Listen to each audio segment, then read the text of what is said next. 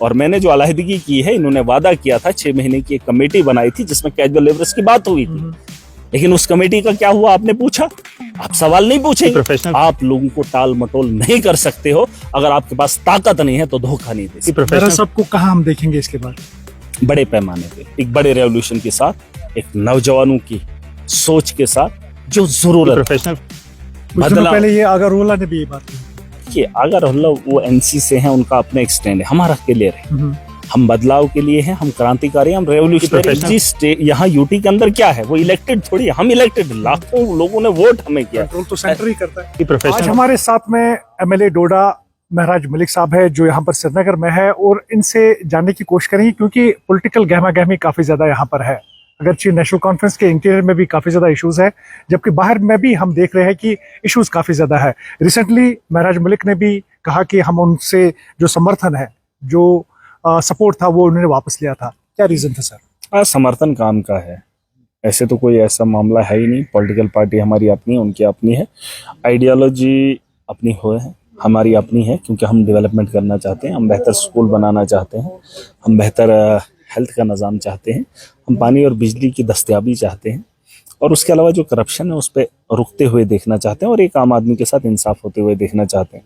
जहाँ की सरकार 9 महीने में फेल हो गई, जो वादे किए थे उन पे खड़े नहीं उतर पाए, और न उन वादों को पूरा करने के लिए कोशिश की।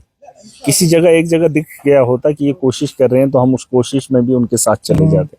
लेकिन अगर हमने कोशिश की तो सरकार ने कभी भी ये समर्थन नहीं दिया कि ये हमारे लोग हैं और ये काम करना चाहता है, जम्मू कश्मीर की बेहतरी के लिए काम हो सके। देखिए, सबसे बड़ी बात ये है कि हम ऐसे दौर से गुजर रहे हैं जहाँ कहतसाली होने वाली है, और आने वाले कल में जब आप देखेंगे एक बहुत बड़ा यहाँ पर माहौल बनने वाला है, जिसका जिसकी पहल इस सरकार में इस साल होने वाली है।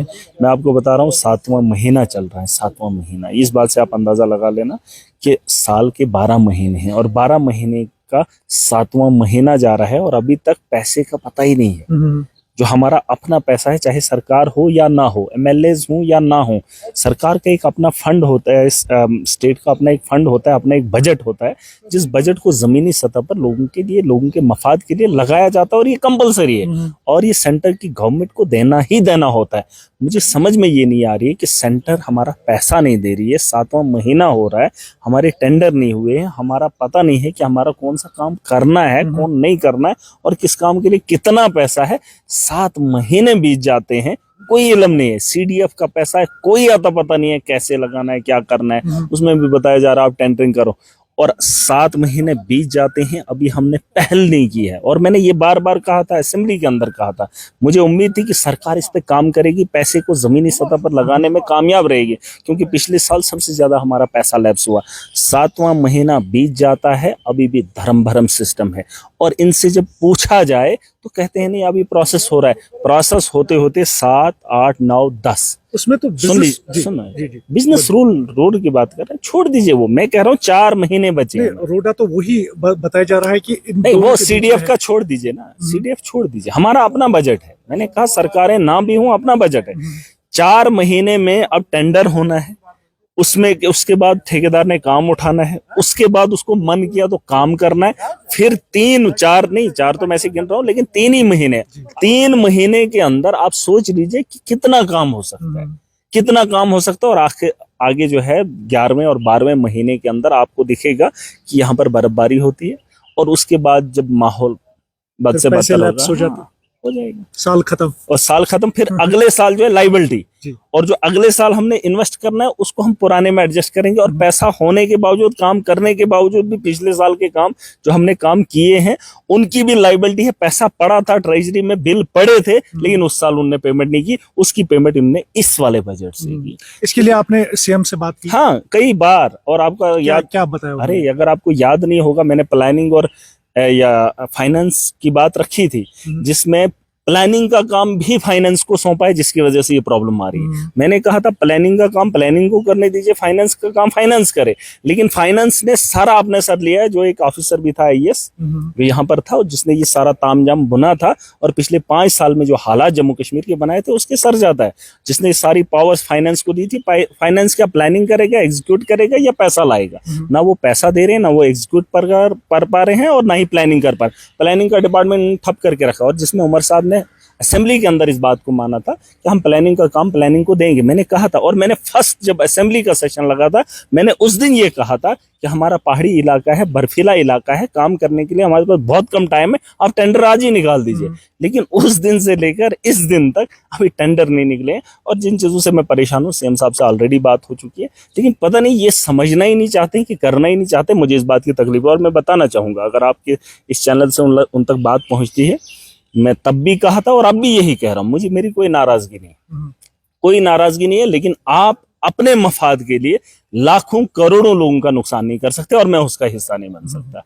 अगर आपकी खामोशी अपने घर बार के लिए, अपने कारोबार के लिए, अपने लोगों के लिए, अपने परिवार के लोगों के लिए, लेकिन मैं करोड़ों लोगों को इस तरीके से इस दलदल में आपकी वजह से होते हुए नहीं देख सकता। खामोशी क्यों है, ये थोड़ा सा एलाबोरेट कीजिए। मैंने आपको बता दिया। नहीं, इसमें कहीं एक फैक्टर्स है जिसमें ये बताया जा रहा है कि जो बिजनेस रूल्स है वो नहीं आ रहा है, वहां से कुछ नहीं आ रहा है। दूसरा स्टेटहुड जब आएगा तो हम कुछ काम कर सकेंगे। आप सुन लीजिए मेरी बात, चाहे एलजी स्टेट यहाँ यूटी के अंदर क्या है, वो इलेक्टेड थोड़ी है, हम इलेक्टेड, लाखों लोगों ने वोट हमें किया, कंट्रोल तो सेंटर ही करता है।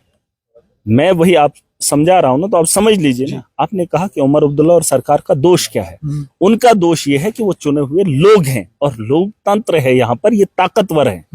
मुझे एक बात बता दीजिए, अगर इनको लगता है स्टेटहुड लाना है तो इनको मांग तो करनी चाहिए, नहीं मांगना नहीं है, मांगना तो है, लड़ना नहीं। हाँ, मैं वही तो कह रहा हूँ, अगर इनको बिजनेस रूल में प्रॉब्लम आ रही है तो बोलना नहीं है।